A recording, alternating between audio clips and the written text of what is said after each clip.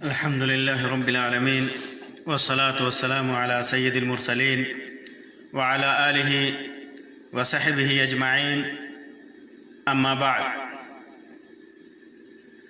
محترم سامعین و ناظرین،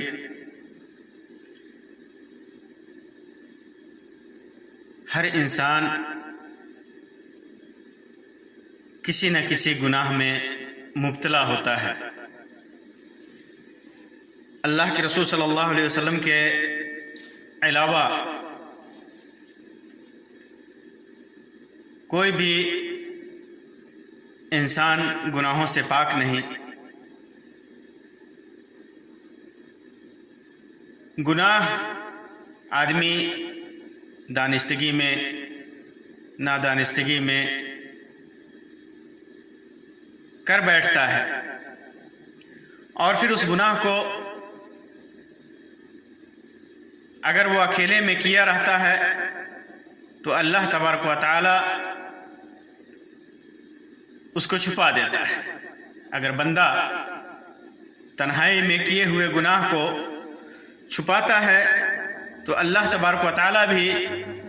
اس کی مدد کرتا ہے اور اس کے گناہ کو لوگوں کے سامنے ظاہر نہیں کرتا. یہی وجہ ہے کہ جس گناہ کو اللہ تبارک و تعالی نے دنیا والوں سے چھپا دیا ہے، اگر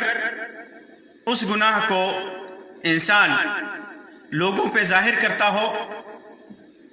تو یہ بہت بڑا گناہ ہے. اسی وجہ سے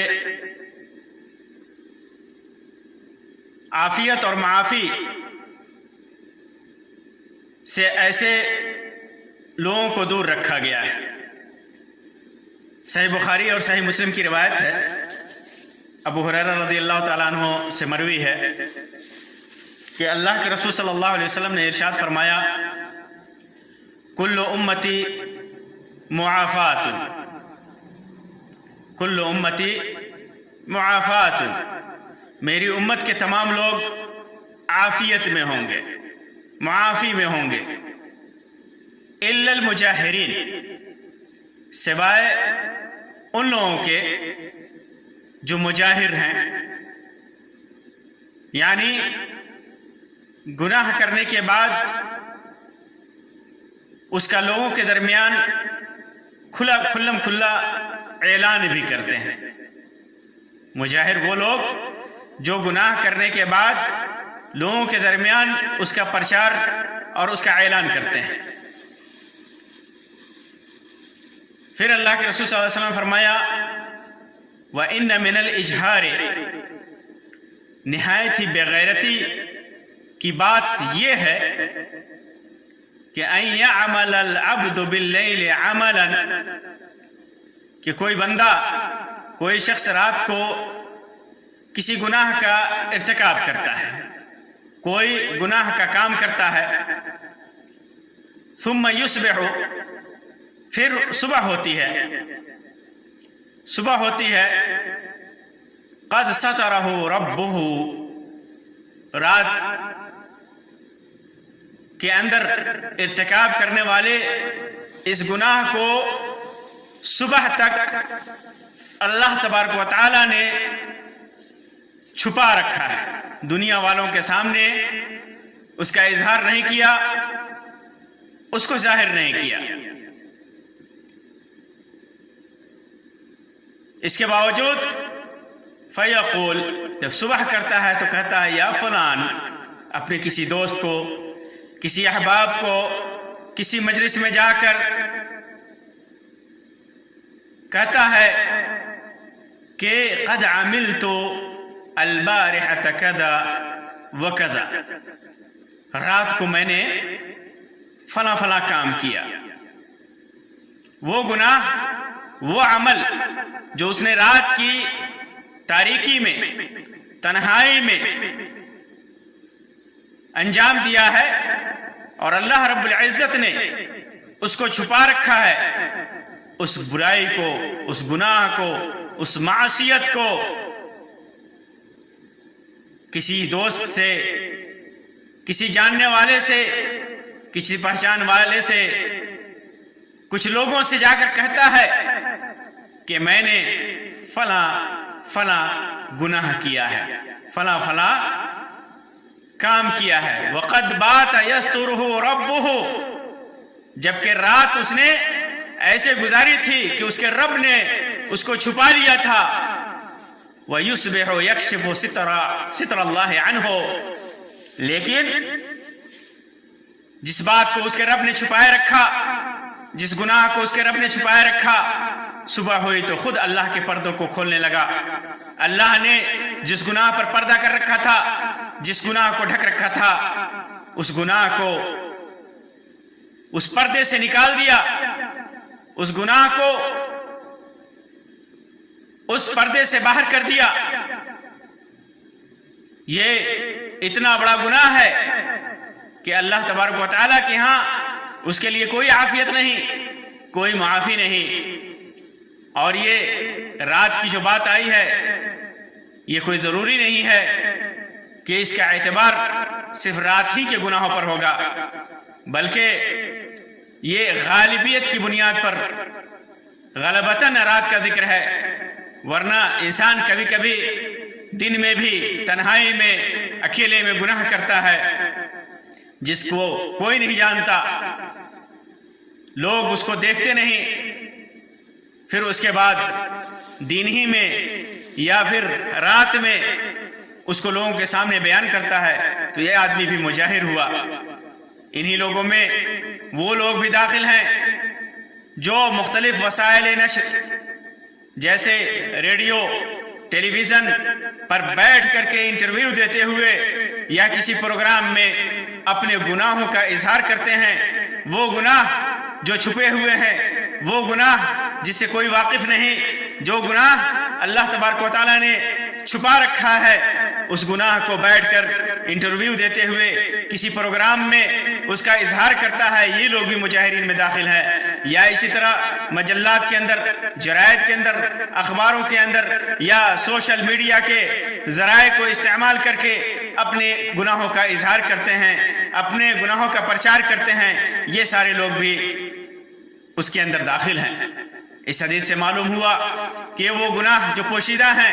لوگوں پر ظاہر کرنا ایسا سخت گناہ کبیرہ ہے کہ اس کی معافی نہیں ہے، کیونکہ اس میں گناہ پر جرأت اور بے پرواہی ثابت ہوتی ہے۔ انسان جب اس قسم کا کام انجام دیتا ہے، اپنے گناہوں کا اظہار کرتا ہے، تو گویا اس نے گناہ پر جرأت اختیار کی ہے، وہ گناہ کے ارتکاب پر جری ہے، بے پرواہ ہے، بے پرواہ ہے، بے پرواہ ہو کر کے کسی بھی چیز سے وہ گناہوں کا ارتکاب کرتا ہے اور پھر اس کو ظاہر کرتا ہے، اور ایسا ظاہر کرتا ہے کہ اللہ تبارک و تعالیٰ سے ڈرتا بھی نہیں ہے کہ یہ گناہ جسے اللہ تبارک و تعالیٰ نے چھپا رکھا ہے، پردے میں رکھا ہے، اس کو بھی وہ ظاہر کرتا ہے، اللہ سے ڈرے بغیر، اللہ سے خوف کھائے بغیر۔ اگر وہ شرماتا، شرمندہ ہوتا اپنے گناہوں پر اور اسے ظاہر نہ کرتا،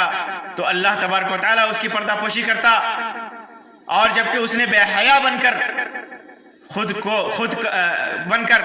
اپنا پردہ فاش کر دیا، تو مغفرت اور پردہ پوشی کے لائق نہ رہا۔ اسی لیے اللہ تبارک و تعالیٰ اسے ذلیل کرے گا، اس کے لیے معافی نہیں ہے، اور اس گناہ کا پرچار پوری دنیا میں ہوگا، اور پوری دنیا والے اس پر لعنت اور ملامت کر سکتے ہیں۔ اس امت کا کوئی بھی فرد جب کسی معصیت اور گناہ کا ارتکاب کرتا ہے، اس کی معافی کی امید کی جا سکتی ہے، لیکن حدیث کے اندر بیان ہوا کہ سوائے اس گناہ کے جس کا اعلان اور اظہار کیا جا رہا ہے۔ مجاہر وہ فاسق ہوتا ہے جو اپنے فسق اور معصیت کا لوگوں کے درمیان برملا اظہار کرتا ہے، اور اس کی کئی وجہیں ہیں۔ کبھی کبھی تو وہ اپنے گھٹیا سوچ کی وجہ سے، گھٹیا ذہنیت کی وجہ سے، گندے ذہنیت کی وجہ سے گناہوں میں اس کا ذہن گناہوں کے ارتکاب پر اتنا گندا ہو چکا ہے کہ اس کے خود کے گناہ کو لوگ جانیں، اس کی ملامت کریں، اس پر عیب لگائیں اور اس کو برا بھلا کہیں، وہ سب برداشت کرنے کے لیے اس کا ذہن اور اس کا تیار رہتا ہے، اس کی سوچ اتنی گھٹیا ہو چکی ہوتی ہے کہ اس پر نہ وہ شرمندہ ہوتا ہے نہ اسے چھپانے کی کوشش کرتا ہے۔ اسی طرح بسا اوقات فخر و مباحات کی وجہ سے اور تکبر اور گھمنڈ کی وجہ سے اپنے گناہ کو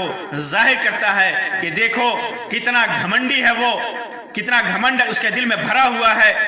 کہ وہ اس گناہ کو ظاہر کر کے لوگوں کے سامنے اپنا سر اونچا کرنا چاہتا ہے۔ لیکن اللہ تبارک و تعالیٰ کے نزدیک وہ اتنا گھٹیا ہے اور اتنا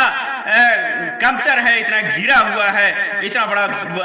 بڑا گناہگار ہے کہ اللہ تبارک و تعالیٰ کے ہاں اس کی معافی نہیں ہے، اس کے لیے عافیت نہیں ہے۔ اور بسا اوقات شریعت کے حدود کو پار کرنے کے لیے، شریعت کے حدود کو توڑنے کے لیے جو حدود اللہ تبارک و تعالیٰ نے متعین کر رکھے ہیں، اور شریعت کو اور دین کو حقیر اور کمتر دکھانے کے لیے ایسا انسان اپنے گناہوں کا اظہار کرتا ہے، جسے ہم دیکھتے ہیں، ہر روز دیکھتے ہیں ٹیلی ویژن پر بیٹھ کر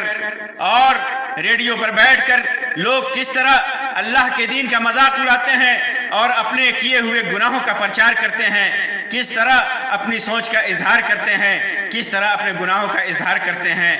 یہ وہی لوگ ہیں جن کے معافی اللہ تبارک و تعالیٰ کی ہاں ہرگز نہیں ہے۔ اس لیے ہمیں جن گناہوں سے اللہ تبارک و تعالیٰ نے جن گناہوں کو ہم سے دنیا والوں سے ہمارے گناہوں کو پوشیدہ رکھا ہے، ہمیں بھی اسے پوشیدہ رکھنا چاہیے اور کسی بھی انسان کے سامنے اسے ظاہر کرنے سے بچنا چاہیے۔ یہ ہمارے دین کے لیے، ہمارے ایمان کے لیے، ہماری شریعت کے لیے، ہمارے عزت کے لیے بہترین ہے، اور ہماری عزت اور دین اور شریعت کے بچاؤ کے لیے یہ سب سے بڑا ہتھیار ہے۔ اللہ تبارک و تعالیٰ سے دعا ہے کہ اللہ تبارک و تعالیٰ ہمیں ہر قسم کے گناہوں سے اپنی حفاظت میں رکھے۔ اللہ تبارک و تعالیٰ ہم نے جو نادانستگی میں یا جانتے بوجھتے ہوئے اگر ہم نے کسی گناہ کا ارتکاب کیا ہے تو اللہ تبارک و تعالیٰ اسے دنیا والوں سے پوشیدہ رکھے اور ہمیں توفیق دے کہ اللہ تبارک و تعالیٰ ہم بھی توفیق دے کہ ہم بھی اسے پوشیدہ رکھیں، اور اللہ تبارک و تعالیٰ اس کے عوض میں ہمارے گناہوں کو معاف فرما دے۔ آمین یا رب العالمین۔ وآخر دعوانا ان الحمد للہ رب العالمین، وصلی اللہ علی خیر خلقہ وسلم، والسلام علیکم ورحمۃ اللہ وبرکاتہ۔